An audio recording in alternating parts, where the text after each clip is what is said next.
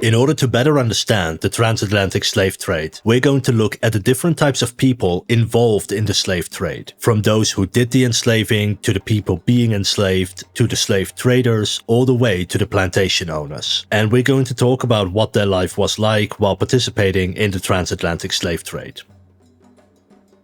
Chapter 1. The life of a slaver. In general, there were 5 main ways a person was enslaved in the transatlantic slave trade. About 10% were enslaved as punishment for a crime. One account from a European called Willem Bosman talked about an African man who had killed an antelope and brought it to his house. The next day, he saw a tiger was eating the antelope and the man took out his gun and shot. He missed and accidentally killed his neighbor. He was sentenced to enslavement. About 7% of people were enslaved in order to pay off a debt. Another 7% was sold off by their friends or family. For example, a family in poverty selling one of their children so the rest might survive. Then another 1/3 was enslaved in war, particularly in Angola. Most wars were not started specifically to enslave people, however, wars back then were common. And in the process of fighting a war, a lot of enemy combatants were captured, and in order to finance such wars, those enemy combatants were sold into slavery. But only the people who were not seriously injured, because the Europeans only wanted to buy healthy slaves, so if you maim them before you capture them, they lose all their value. Around 11% fit multiple categories at once, and as well as a small group of people were enslaved because they were considered rare. For example, people with certain birth defects, twins, and the mother of twins, or girls who hit puberty early. I think we can all guess why they want the latter too. And the last third were people who were kidnapped from their homes by kidnappers. They consisted of small raiding parties that would go out looking for victims. But enslaving someone was illegal, so slavers crossed the border to another country, enslaved the person, and then brought them back to their own country where they could be sold into slavery. The towns on the border, of course, knew that they were the target for enslavement, so they kept regular patrols and weapons lying around. A slaver would wait for the right moment to ambush their victim. To show you how this happened, I will give you the example of Olode Kuyano, a man from the region of Gambia who was enslaved and sold multiple times. Generally, when the grown people in the neighborhood were gone far in the fields to labor, the children assembled together in some of the neighbors' premises to play, and, commonly, some of us used to get up a tree to look out for an assailant or kidnapper. One day, as I was watching at the top of a tree in our yard, I saw one of those people come into the yard of our next neighbor, but one, to kidnap, there being many stout young people in it. Immediately, I gave the alarm of the rogue, and he was surrounded, so that he could not escape till some of the grown people came and secured him. But one day, when all our people were gone out to their works as usual, and only I and my dear sister were left to mind the house, 2 men and a woman climbed over our walls and, in a moment, seized us both, and without giving us time to cry out, they stopped our mouths and ran off with us into the nearest woods. Here they tied our hands and continued to carry us as far as they could. In general, slavers were mostly interested in men. That's because men are generally stronger than women and so they could fetch a higher price. And children were the least desired type of enslaved Africans and were usually bought as servants. It's estimated that on average about 1/3 of slaves carried in the transatlantic slave trade were women and about 10% were children. Over 90% of the enslaved people sold to the Europeans in the African slave markets were from other countries. And those African slave traders usually had the same attitude as the Europeans and considered those enslaved people as somehow inferior to them. And these enslaved people came from all walks of life. To give you an example, a king of Dahomey sold his own stepmother into slavery. A queen in Cabina was caught with another man in bed and the king sold her off.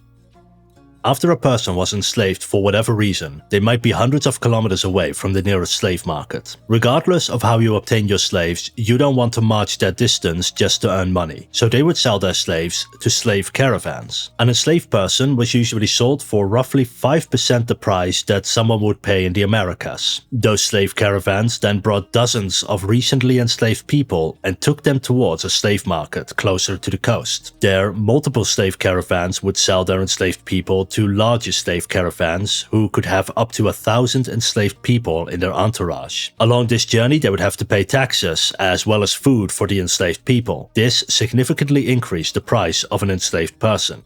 A slave caravan generally walked 7 to 8 hours per day, starting early in the morning when it was cool and resting in the afternoon when it was hot. To prevent them from escaping, 2 slaves were chained to each other by the foot. Those who tried to escape were given special heavy chains that prevented them from running, but they were still expected to keep up.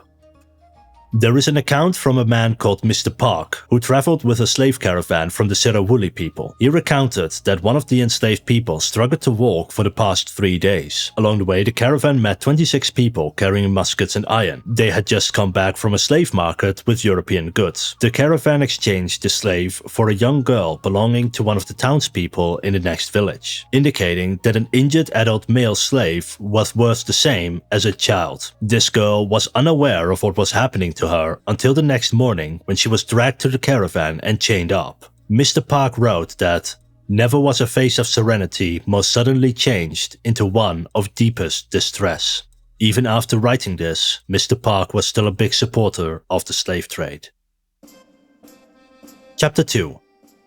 The Life of a Sailor.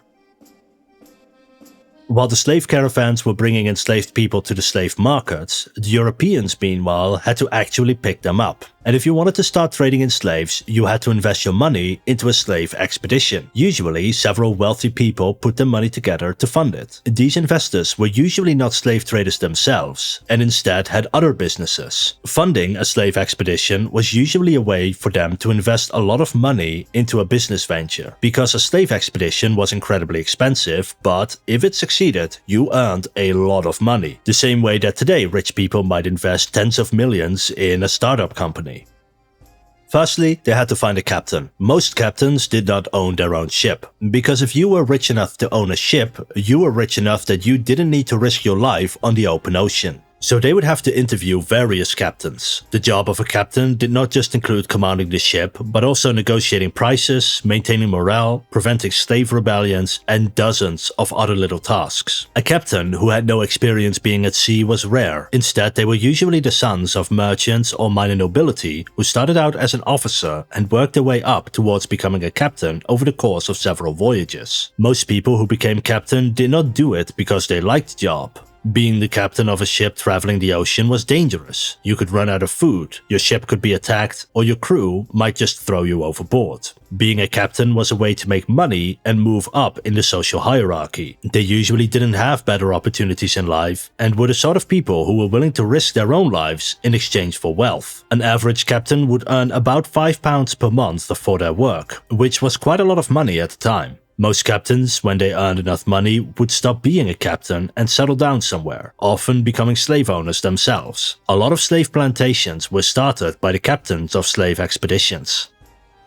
After the captain was selected, they had to find officers. They were generally treated well and were part of the middle class or minor nobility. Each officer earned £1 to £4 per month depending on rank and skill. Sometimes they would also get a bonus if the trip turned out to be profitable. Officers and the captain also had something called privileged slaves. These were slaves they were allowed to buy and sell themselves. They would be allowed to have 1 to 4 enslaved Africans on board depending on their rank and the size of the ship. They would have to buy and feed these enslaved people themselves, but they would also keep all the profit for themselves. This was essentially a bonus for officers aboard slave ships. They were usually assigned as their butler, helper, or mistress. It wasn't uncommon for officers to have a small harem aboard ship of 3 to 4 enslaved women. Alongside the officers, they also hired a surgeon. Keeping both the crew and enslaved people healthy was essential. After all, a dead slave is a loss of income, so a surgeon would carry various foods and vital nutrients, such as mustard, cinnamon water, and camphor. And if the surgeon discovered sickness, that person was usually isolated or thrown overboard, and the surgeon was usually given a similar salary to the officers. After officers came the crew, but a crew member takes up space, needs food, and demands a salary. The more crew you have, the less cargo space you have. So the goal was to have as few crew members as possible. In the early days, ships would have as few as 20 crew members. By the end of the 18th century, it was up to 45. Most sailors were between 15 and 35 years old, and many of them did not want to be on the ship either, because crew members were treated horribly. It was in fact expected that some of the crew was going to die. Casualty rates for crew members were around 10 to 20% from both ships, compared to just 5% for the enslaved people. The worst case was a ship called the Marie Gabrielle from France, which lost 1/3 of its sailors in 1769. The death toll could be so high because the ship was rife with disease, the food was terrible, and in order to maintain order, the officers would dish out harsh punishments. Furthermore, there was no privacy. The more space assigned to the crew, the less space you had for cargo. Sailors often slept on the deck, in the rowing boats, or in the hallways.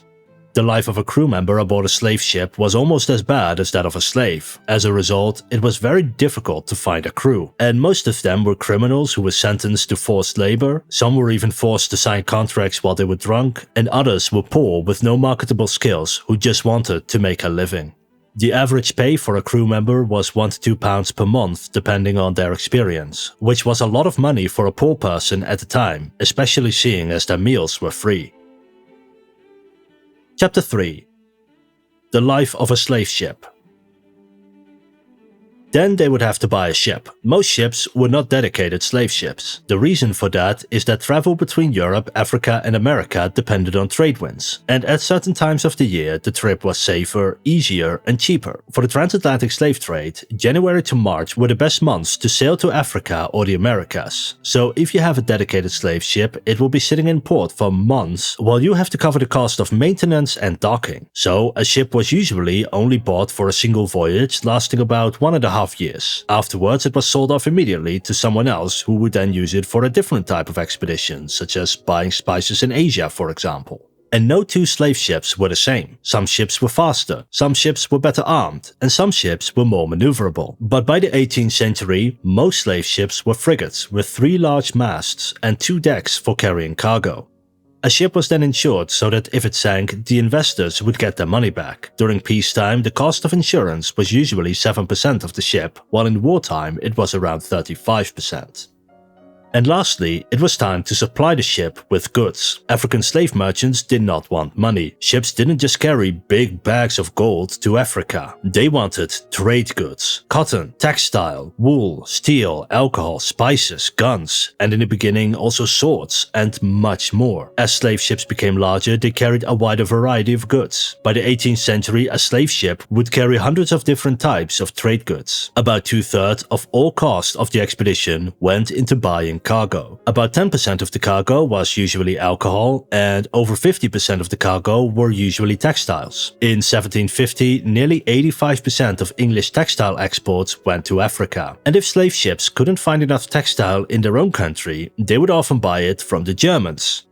Germans played a minor role in the slave trade itself, but were happy to sell their textiles to slave traders from other countries. Textiles from Westphalia, Saxony and Silesia were particularly popular. Not all goods were sold in Africa though. Some were also specifically meant for when they arrived in the Americas. And after months of preparation, the ship was fully loaded and it was time to set sail. A European ship would travel weeks or even months to specific slave markets. Most European empires had treaties with specific African states, which permitted the European slave traders to enter the African slave markets. A ship would then travel to just one spot. They would then drop anchor near the coast and go to the mainland via rowing boats, going to nearby slave markets upriver, or the nearest European fort which had slaves ready to go. Chapter 4. The life of an African slave trader.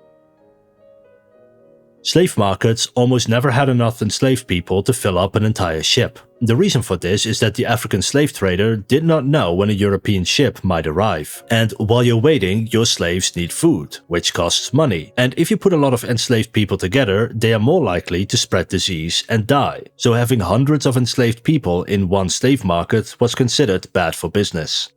So the Europeans would travel from slave market to slave market, from slave trader to slave trader, each time buying a couple of slaves and bringing them back to their ship. Each purchase was negotiated individually, with the Europeans offering a wide variety of goods. The African slave traders were interested in a wide range of products. The reason for this is that at the time population centers were small, and there weren't a lot of places which wanted to buy, for example, 100 guns all at once. But there were places that wanted to buy a combination of some spices, textile, alcohol and guns. The Europeans then also bought various African trade goods such as palm wine, ivory, gold, gum and redwood.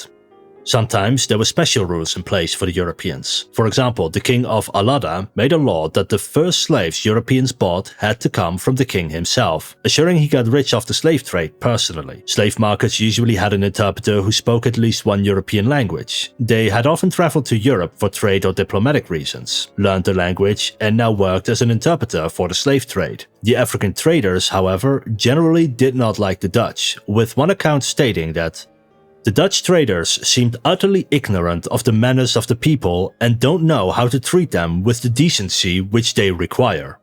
I've met a lot of foreigners who live here in the Netherlands who completely agree with that sentiment. Though that said, the European attitude towards Africans was almost universally negative. To give an example, in 1785 the British government had more prisoners than prisons to put them in. They suggested sending convicts to the African colonies. However, they decided against it because they considered life next to Africans to be certain death. They instead suggested a place without any Africans in it, Australia. So yeah, Australia today exists the way it does because of bigots over 200 years ago.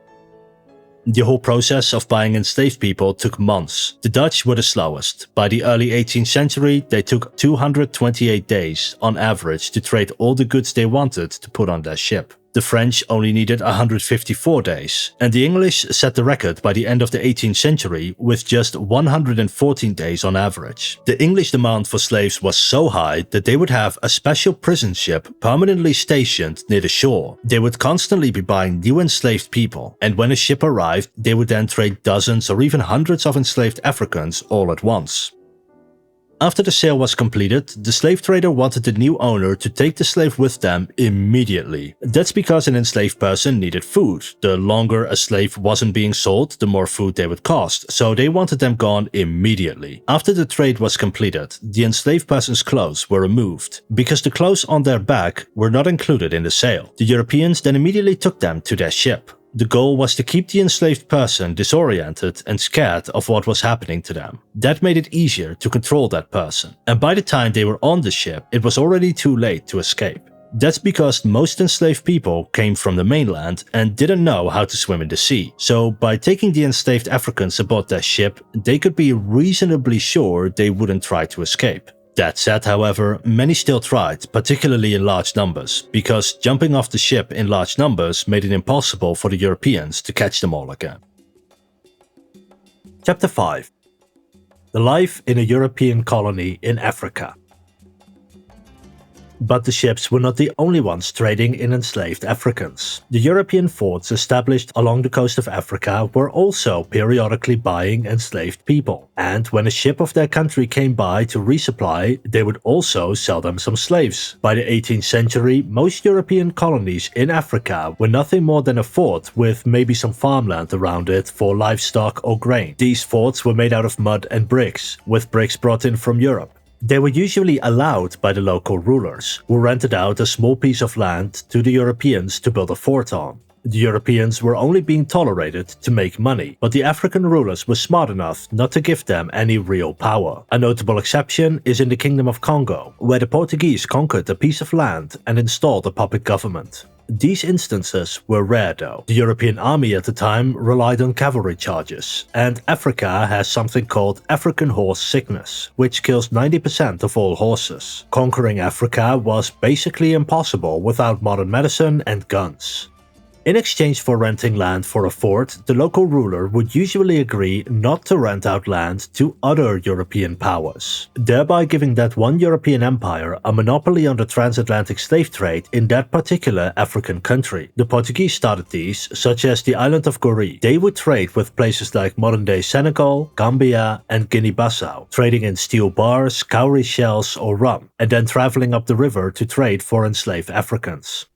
These forts were usually placed along rivers, so boats could travel upstream to various slave markets. Aside from the slave traders, the Europeans living in these forts rarely ventured deeper into Africa. A big reason for this is that Africa is filled with diseases Europeans are not immune to. Life inside these forts was often brutal. There was very little space, and the bells rang loudly and daily to announce the arrival of new ships. They couldn't leave the fort, and many of them resorted to drinking. The work was tough, the weather brutal to Europeans, and there wasn't much to do. Most people did not want to be there, and most officers and governors in charge of these forts were massively corrupt, buying and selling slaves illegally for their own profit. And the people assigned to work there were usually poor people who volunteered because the pay was much better than being a soldier in Europe. Chapter 6. The life aboard a slave ship.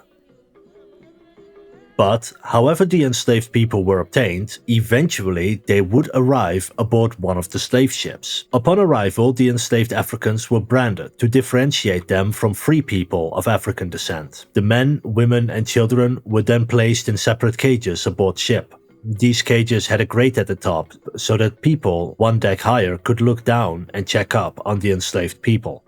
These cages were incredibly filthy. I will give you just one example of how filthy the ship was. Slave ships did not have toilets. To relieve yourself, you would have to do it overboard. And if you want to go number 2, you'd have to stick your butt off the edge of the ship. But that could be very dangerous, because if you fall into the water, you might not be able to get back on board again. So instead of a toilet, they would do it over one of the slave cages. As a result, diseases like dysentery were common, and while the crew had the slaves clean the ship and their cages regularly, still, on average, 5% of enslaved Africans died each journey. And because the process of buying slaves could take months, enslaved people were kept in their cages for months, barely allowed to go out. During that time waiting, they were not told what would happen to them. Most of them had never even seen a European or a European ship before, and they had no idea where or even what America even was. A lot of them assumed the Europeans were cannibals, who would eat them on the journey to America, while others believed that they were being sailed off to their religion's version of hell. But this is actually very dangerous for the slave captain and his crew, because if you believe you're literally being transported to hell, then what do you have to lose? Even if you can't swim, you might still jump overboard anyway. After all, you're going to hell anyway. What do you have to lose anymore? To prevent this from happening, different captains handled the situation differently. Some of them had an interpreter aboard who told the slaves that they were property, not food. Other times they had a priest baptize the slaves and began reading the Bible to them. Even though they didn't understand any of it, various slave captains were wholly convinced that the word of God transcended languages and that those slaves would somehow understand it anyway. And because they couldn't speak to each other, the captains simply assumed that it worked, and concluded that those slaves were grateful and actually see their owners as saviors of their souls. In other cases, they tried explaining to them that their enslavement and robbing them of their freedom was somehow helping them, that they now get to live in a civilization like a proper human in a slave plantation. To show you what it was like for an enslaved African to be brought aboard a slave ship, I will once again give you an account from the man called Oluda Ekwuno, a man who was sold to an English slave trader. The first object which eluded my eyes was the sea and a slave ship, which was then riding at anchor. These filled me with astonishment, which was soon converted into horror when I was carried on board. I was immediately handled and tossed up to see if I was sound by some of the crew, and I was now persuaded that I had got into a world of bad spirits, and that they were going to kill me. Their complexions too different so much from ours, their long hair and the language they spoke, united to confirm me in this belief. I fell motionless on the deck and fainted. When I recovered, I found some black people about me who, I believed, were some of those who had brought me on board, and had been receiving their pay. They talked in order to cheer me, but all in vain. I asked them if we were not to be eaten by these white men, with horrible looks, red faces, and loose hair. They told me I was not, and one of the crew brought me a small portion of spirituous liquor in a wine glass. I took a little down my palate, which threw me into the greatest consternation at the strange feeling it produced, having never tasted any such liquor before. The widespread suspicion throughout Africa that the white or red people, presumably followers of the Lord of the Dead, had seized the slaves in order to eat them. Some Africans were certain that the red wine which the Europeans drank so merrily derived from the blood of the blacks, that the olive oil which they used so carefully came from squeezing black bodies, and even that the strong-smelling cheese of the captain's table derived from Africans' brains. Chapter 7. The Voyage to America.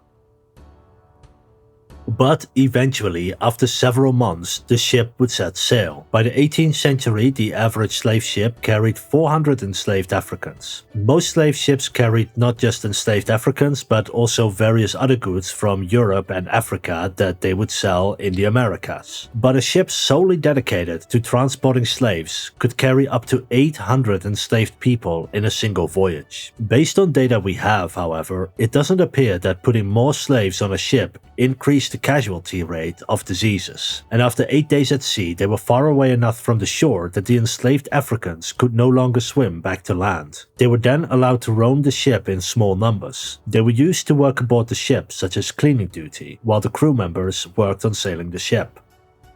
The trip was dangerous. If a person got sick, they were thrown overboard. There wasn't enough space on board to isolate people. While the loss of a slave was seen as unfortunate because it meant fewer profits, the loss of a crew member meant lower labor cost. And storms, pirates, and fire could all destroy the ship without rescue. On top of natural dangers, there were also rebellions. Remember that most crew members didn't want to be on the ship. A mutiny might be a way for officers to get a promotion or for a crew member to gain their freedom. To keep the crew in line, they often resorted to beating the crew. In turn, the crew members had to keep the slaves in line and usually resorted to beating the enslaved Africans. Once a slave ship was out of sight from shore, it was said that it turned into half uproar and half brothel. I won't go into further details than that. I think you can imagine what happened to the people on board of those ships. To give you just one example, Captain William Lugan of Bristol, who was put on trial in Charleston for murder. A slave woman was impregnated and died. The baby was then left on the deck in the burning sun. While people were upset, such acts were common. In fact, they had a hierarchy of abuse, with the captain at the top, the officers below him, the crew below the officers, and the enslaved Africans at the very bottom. Some ships were more lenient, allowing slaves to roam the ship freely. However, these were not common. There is even an account from a Dutch vessel called Leuden, which was stranded in Suriname during a storm. Afraid of a slave rebellion, they put most of the slaves in the cages, locked them up, and the crew left with a handful of slaves, leaving the rest behind to die. This type of treatment often caused the slaves to start a rebellion as well, with 12.5% of ships having a slave rebellion. Most of them occurred shortly after leaving while they were still near the coast. That way they could get back to shore and regain their freedom. Other European ships would often come to help if they could. Even if the two were from rivaling empires, they put their differences aside to suppress a slave rebellion aboard a ship. The ringleaders were punished publicly, often removing a hand. While it would decrease their value once sold, they were still worth some money, so they were kept aboard. Chapter 8. The Life of a Western Slave Trader.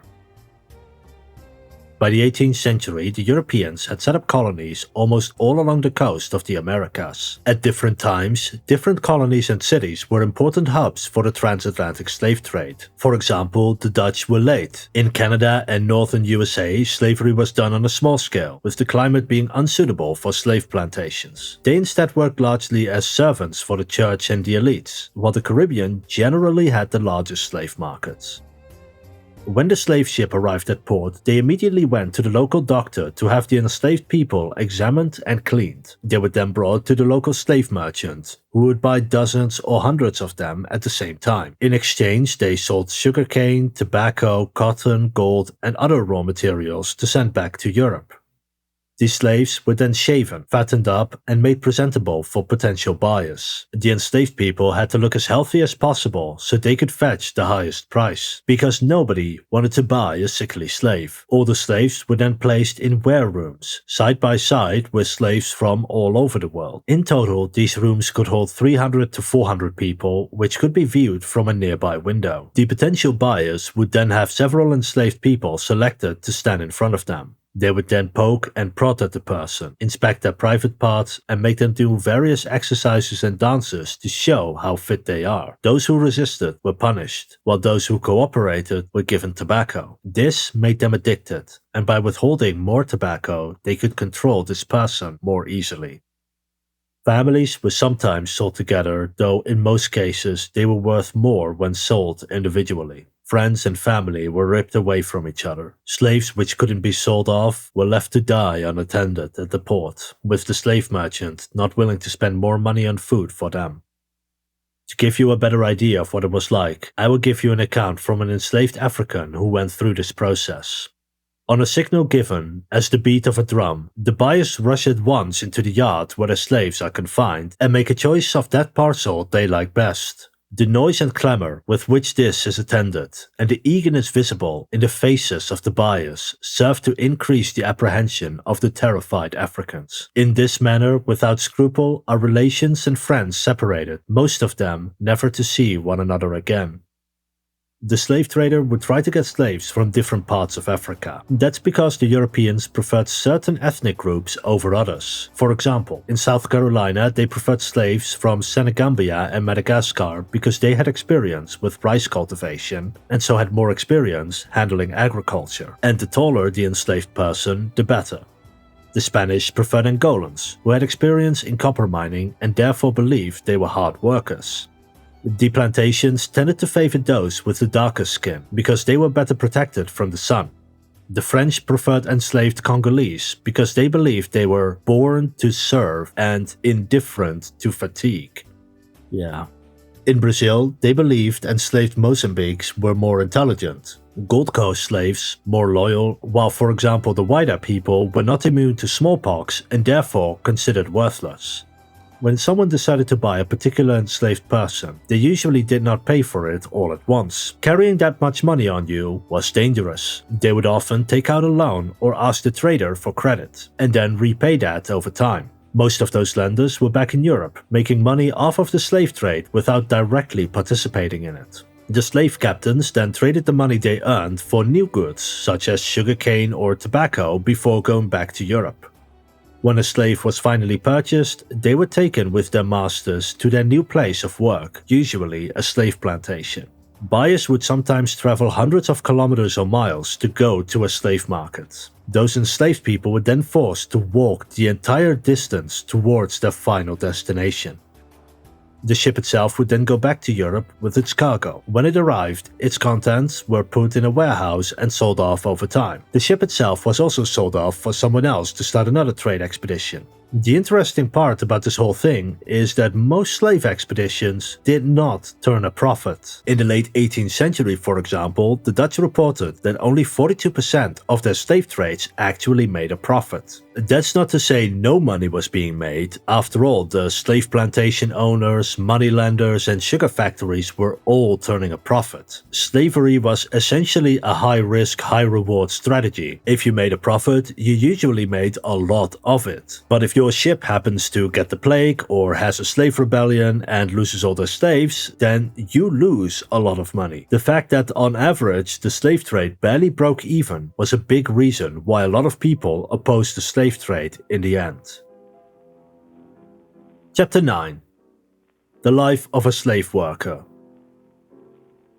Most enslaved people ended up as servants, miners, and plantation workers. As servants, life was generally the least worst. It might even be possible to achieve freedom this way, with servants sometimes being freed upon the master's death. The mines, on the other hand, were very dangerous. The death of a slave meant the loss of income, so any safety measure had to be cheaper than the lives it would save, meaning that quite often mines were incredibly dangerous, with fumes and dust everywhere. And lastly, were the plantation, and these were the most complex.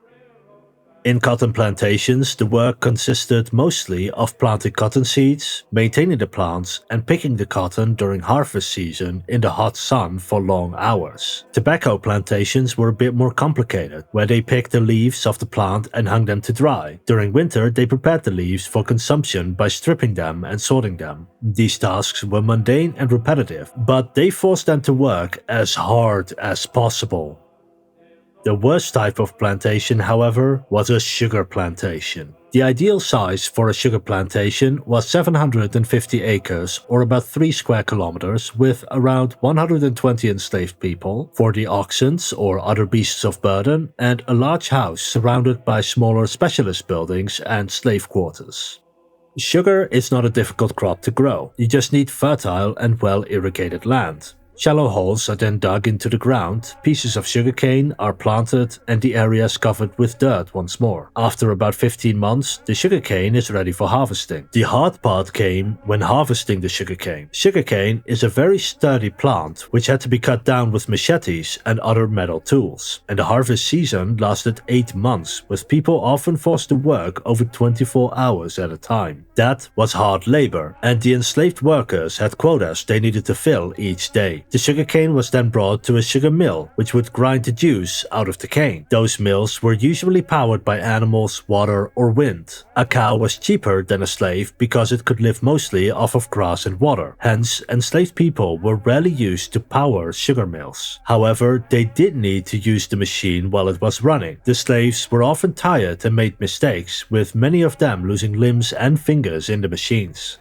The juice was then boiled, skimmed, and cooled. It left a brown crystal, which had to be separated from the impurities such as molasses, and those molasses could in turn be used to create rum or second-rate sugar. The good sugar was left over and put to dry for a while before being transported to the nearest port. The molasses would turn into rum, and for more information about that, see my video on the history of alcohol. Rum was generally lower quality alcohol than what most Europeans had, but European hard liquor was expensive in the colonies. As a result, a lot of slave plantations also turned the molasses into rum in damp rooms with machines that could remove a limb or a digit easily. Rum distilleries became one of the first American factories.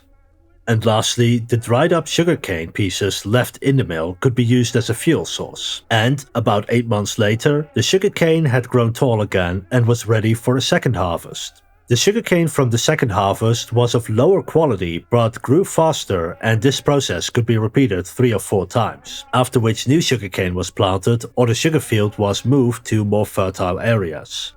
When the raw sugar arrived in Europe, it was then refined into the white sugar we know today. Some slaves were not sent to the Americas, but instead to Europe.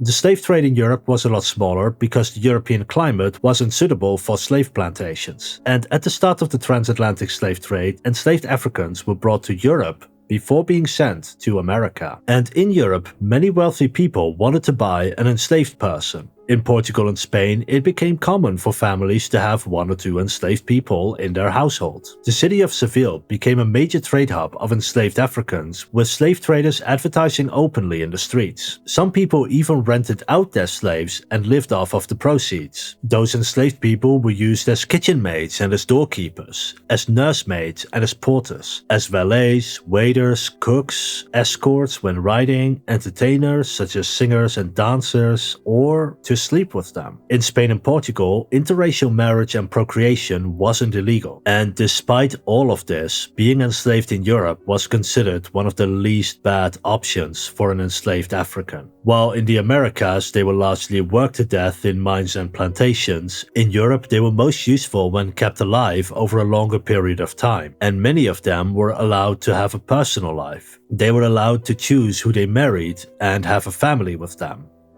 If they were freed after enslavement or came to Spain or Portugal as a free person, then they were treated the same as any other free person. Some even chose to return to their homeland after gaining their freedom, but most of them died in the Americas as a slave, and their descendants remain there to this day. Chapter 10. The Life of a Slave Owner. The people who owned slaves were generally considered to be people of high standing. They were usually politicians, wealthy traders, or nobility. Owning a slave was a status symbol, and people who became rich often bought a slave just to show off how wealthy they were, the same way that today a person might buy an expensive car or an expensive watch just to show off how wealthy they are. While many plantation owners were wealthy, most of them were also struggling to survive a lot of the time. The reason for this is that while sugarcane, tobacco, and cotton were valuable, the purchase and feeding of slaves was expensive, and the price of enslaved Africans was not constant. During times of war, slave ships were sunk, or simply refused to set sail. This caused shortages. With frequent slave shortages, the price of enslaved people would yo-yo up and down over the years, and even in times of peace, there were almost never enough enslaved people to meet demand. As a result, the plantations and mines often faced labor shortages. On top of that, slave plantations were forced to move operations often. You see, when a plant grows, it sucks in various nutrients from the soil. If one plant keeps being planted in one spot, those nutrients run out, and eventually that plant can't grow on that soil anymore. It can then take years or even decades for the soil to restore itself. But there is a solution to this problem: crop rotation. Different crops use different nutrients, so what farmers would do is have 4 fields, one for each crop. Then each year they would rotate which crop was planted, hence the name crop rotation. As a result, a particular crop would only be grown once every 4 years on a particular plot of land, allowing the soil to recover different nutrients depending on which crop was planted. But sugar plantations couldn't use this system. That's because very few crops were actually worth enough money to afford slave labor. Grain, for example, was cheap, while slaves were expensive. But this meant that the soil would constantly run out of nutrients needed to grow sugarcane, and so more and more land would have to be used for the plantations. Independent farmers were often pushed out and forced to move to other colonies. As a result, the Americas had areas where slavery was common, where sugarcane, tobacco and cotton could grow easily, and then there were those where slavery was uncommon, who produced food for the slave plantations, such as for example northern North America. With the money those slave owners earned, they usually set up new companies in Europe. A lot of banks, factories and insurance companies were funded by slave owners. In the UK, most of those slave owners did their businesses in places like Bristol and Liverpool. The money they earned was also invested back into those regions. For example, Liverpool became a hub for cotton and wool factories. They would use the money they earned to invest in machines. They then bought the cotton from those same slave owners whom they previously sold slaves to, and then purchased the wool from the herders in the area. And as a result, Liverpool in the late 18th century became one of the largest producers of textiles. Now, not all factories were funded by slave traders, of course. However, a lot of them did, and their investments helped to bring other investors to their city as well. That textile was then largely sold to the American colonies where factories were illegal, as well as to Africa where they could be traded again for more enslaved Africans, thereby creating a cycle. The more slaves you buy, the more cotton you can produce, the more factories you can make, and the more slaves you can buy.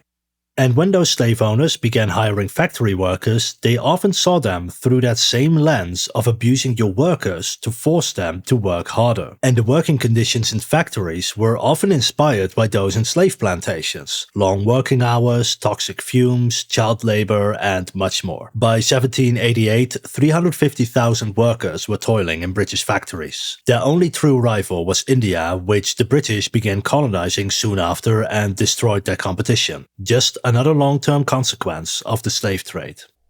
If you liked this video, then please give it a like. If you want to see more history videos, then press the subscribe button and the notification bell. And if you want to see a History Scope video right now, on the left we have one about the creation of the transatlantic slave trade, and on the right we have Why is Africa Still Poor? This was Avery from History Scope. Thank you for watching.